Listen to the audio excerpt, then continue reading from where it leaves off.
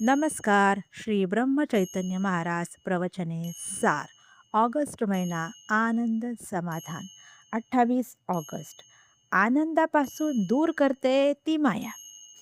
वस्तू आहे तशी न दिसता विपरीत दिसणे म्हणजे माया होय. माया म्हणजे जी असल्याशिवाय राहत नाही, पण नसली तरी चालते. उदाहरणार्थ छाया. माया ही नाचणारी आहे. ती जगते आणि मरते. मला विषयापासून आनंद होतो, पण तो आनंद भंग पावणारा आहे.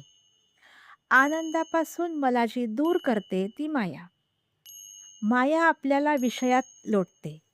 विषयाचे आमिष दाखवून चटकन निघून जाते.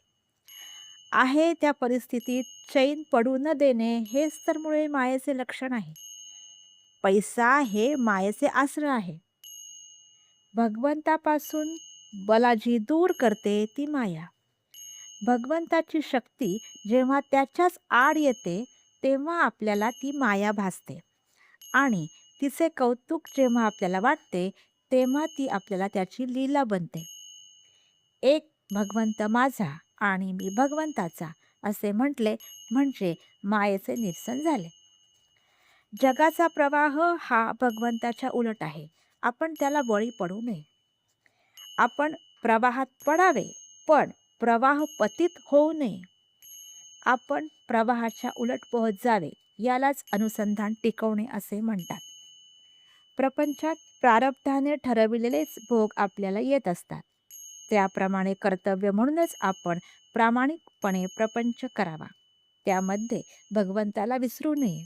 अनुसंधान कमी होऊ देऊ नये. कर्तव्य केल्यावर काळजी करू नये, म्हणजे सुखदुःखाचा परिणाम आपल्यावर होणार नाही.